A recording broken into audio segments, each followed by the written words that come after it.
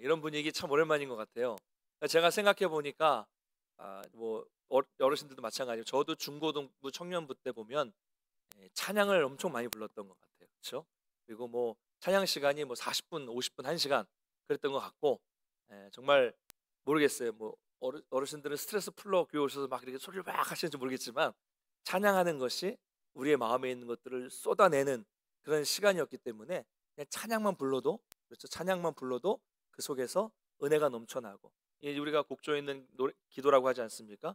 찬양하는 가운데 하나님의 은혜를 경험했던 그런 기억들이 있어요. 근데 이제 보니까 이렇게 자발적으로 이렇게 준비하시기도 하셨고 또 연습을 또 많이 하셔서 그런지 전체적으로 좀 균형 있게 이렇게 잘 찬양과 또 연주가 어우러졌던 것 같고 제가 앞에서 들어보니까 소리가 큰데도 뒤에서 우리 앉으신 성도님들 소리가 예, 왜 이렇게 오늘 열심히 하셨어요? 이렇게 찬양을 평소보다 더 찬양 소리가 착 들리는 소리를 들으니까 제가 되게 또 감동이 되고 좋더라고요. 그래서 아 우리 교회도 할 수 있구나 이런 생각이 들었고요. 하여튼 뭐 기회가 되시는 분들이 있으면 또 열심히 찬양하는데 평소에도 매주 또 이렇게 할 수 있는 그런 상황 속에서 찬양하며 영광 돌리는 시간이 됐으면 좋겠습니다. 할렐루야. 네. 여러분 찬양할 때 보면요 입술을 열어서 찬양할 수 있다는 건 이 은혜예요. 그렇죠? 구원받은 사람만 찬양할 수 있는 겁니다. 예. 찬양할 때 저는 제일 앞에서 답답할 게 뭐냐면 남들 다 찬양하고 막 이렇게 할렐루야 막 이렇게 하고 있는데 혼자 막 이렇게 앉아서 입을 꼭 다물고 있으면 정말 마음이 안타까워요. 찬양을 부를 수 있다는 건 우리가 구원받았다는 증거예요. 구원받지 못한 사람은 찬양하지 못합니다.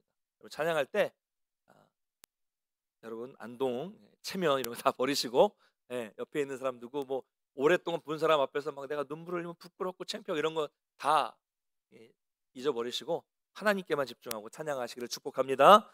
여러분 말씀을 좀 보겠습니다. 간단하게 좀 볼 텐데 오늘 회복의 길 전체적인 오늘 찬양 예배의 컨셉이 회복이에요.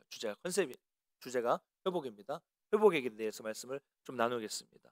여러분 질문 드릴게요. 행복하세요?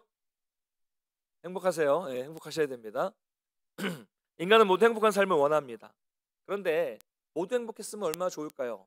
안타까운 것은 우리는 인생 속에서 불행을 맞닥뜨릴 때가 많이 있다는 거죠. 이게 바로 우리의 고민입니다. 우리에게 찾아오는 행복, 우리에게 찾아오는 좋은 일은 야 이거 하나님이 나에게 은혜를 주셔서 내가 이렇게 행복하구나라고 쉽게 받아들일 수 있어요. 그러나 우리가 당하고 있는 불행과 고난에 대해서는 이게 힘든 거죠.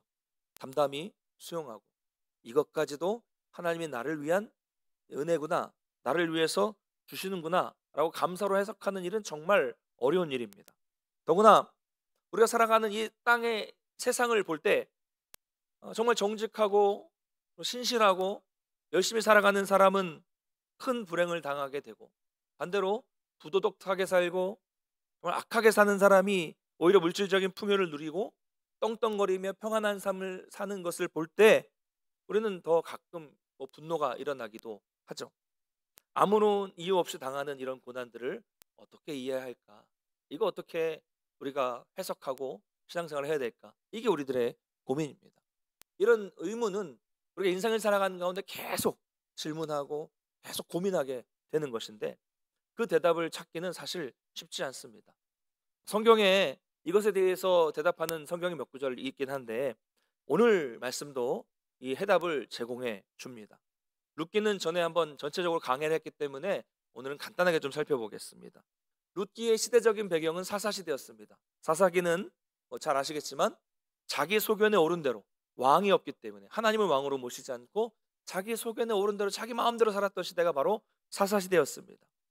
자, 룻기는 사사시대가 배경이었습니다. 이런 영적으로 혼탁한 시기에 엎친 데 덮친 격으로 흉년까지 들게 됩니다. 그래서 이 고통스러운 상황 속에서 나오미와 그 가족들이 등장을 하는데 그래서 이 생활고에 시달려서 나오미는 남편과 두 아들들을 데리고 이방 땅으로 가서 살게 됩니다. 너무 먹고 살기 힘들어서 이방으로 가서 살게 됩니다.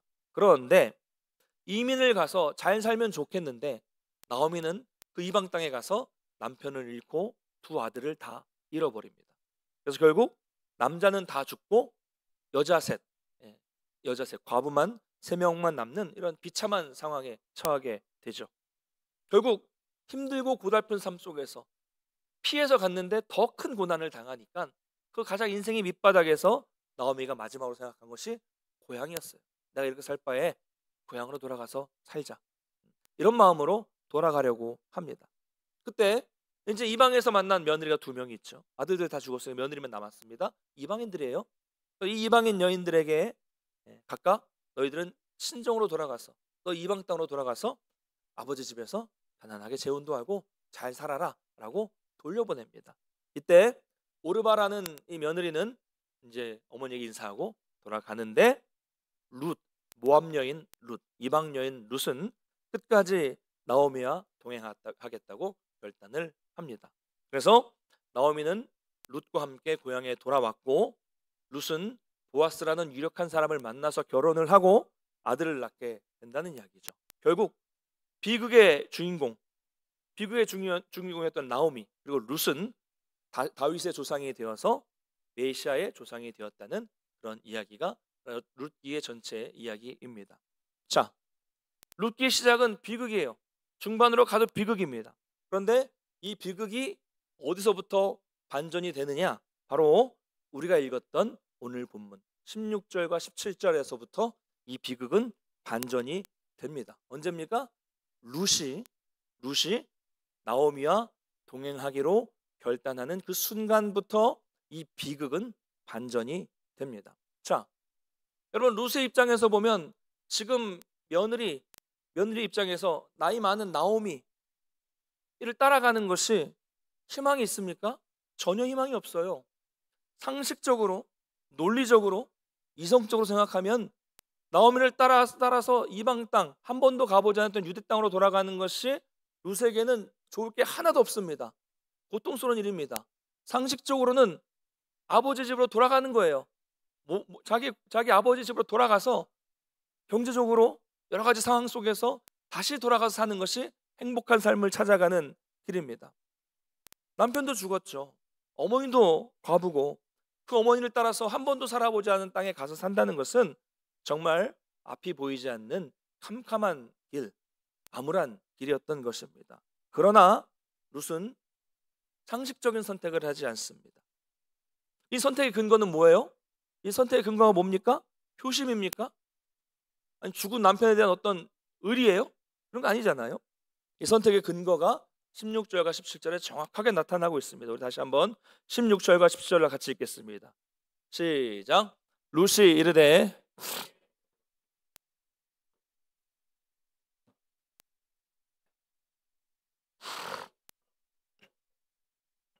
어머니께서 머무시는 곳에서 나도 머물겠나이다. 어머니의 백성이 어머니의 하나님이 나의 하나님이 되시리니 나도 죽어 거기 묻힐 것이라. 만일 내가 죽는 일 외에 어머니를 떠나면 여호와께서 내게 벌을 내리시고 더 내리시기를 원하나이다 하는지라. 아멘. 이 중에 보면 어머니의 백성이 나의 백성이 되고 어머니의 하나님이 나의 하나님이 되시리니. 룻은 이방인이었어요. 언제 하나님을 만나게 된지는 알지 못하겠습니다만은 아마 결혼하고 나오미와 함께 있으면서 하나님을 영접한 것 같습니다. 여러분, 룻이 나오미와 함께 돌아가는 길은 엄청난 고난의 길이었습니다. 소망도 모르는 아주 막막한 길이었어요. 그러나 그녀에게는 우리가 살펴봤던 것처럼 확고한 하나님에 대한 신앙의 고백이 있었던 겁니다. 이 세상 사람들이 평범하게 선택하는 길과는 다른 길이었지만 이것은 신앙의 길이었다는 거죠. 힘든 길이었지만 믿음의 길을 따라갔습니다. 여러분, 이것이 진짜 믿음이라는 것을 믿으시기 바랍니다. 여러분, 룻이 나오미를 따라가지 않고 자기 믿는 하나님을 따라가지 않고 아버지의 집 고향으로 돌아간다는 건 뭘 말하는 거예요? 뭘 말하는 겁니까? 모압 땅에는 하나님이 있어요, 없어요? 하나님을 섬기는 사람이 있어요, 없어요? 없어요. 그 말은 결국 자기가 이 집안에 들어서 하나님을 만났지만 내가 고향으로 돌아간다는 것은 하나님을 버리겠다는 겁니다. 그리고 다시 고향으로 돌아가서 아버지와 가족들이 다 섬기는 뭘 섬기겠다는 거예요? 우상을 섬기겠다는 거예요. 편하게 살면서 우상을 섬기겠다는 말입니다. 그러니까 하나님을 믿는 신앙인이었던 룻은 당연히 거부한 것이고 결국 고난의 길이지만 하나님을 따라가겠다고 결단하게 된 것입니다. 여러분, 이 고백, 이 결단이 저와 여러분에게 있기를 간절히 소망합니다. 이미 다 하셨죠? 이미 다 하셨어요. 나는 하나님만 따르겠습니다. 과거에 하셨어요. 여러분의 이런 뜨거웠던 고백과 결단이 한번 기억이 나세요? 혹시? 기억이 나십니까? 여러분, 기억하셔야 돼요. 늘 가슴에 새기고 기억하셔야 합니다. 바라기는 오늘 다시 찬양하며 기도하는 이 순간에 여러분의 이 처음의 신앙의 고백, 이 신앙의 기본을 다시 한번 회복하시기를 주님의 이름으로 간절히 축원합니다. 여러분, 지금 나의 인생 가운데 하나님이 아닌 길, 세상 길을 따르고 있는 건지 무엇인지를 한번 생각해 보시고 돌아보시고 다시금 이 고백처럼 예수님이 가시는 곳에 나도 가고 예수님이 가시는 곳에 나도 머물겠고 나는 예수님을 결단코 떠나지 않겠습니다. 이렇게 고백하시기를 바랍니다. 할렐루야. 그래서 여러분의 신앙의 열정을 다시 한번 우리 결단을 돌아보시고 다시금 여러분의 신앙의 열정을 회복하시는 그런 시간이 되시기를 주님의 이름으로 간절히 축원합니다. 찬양하겠습니다.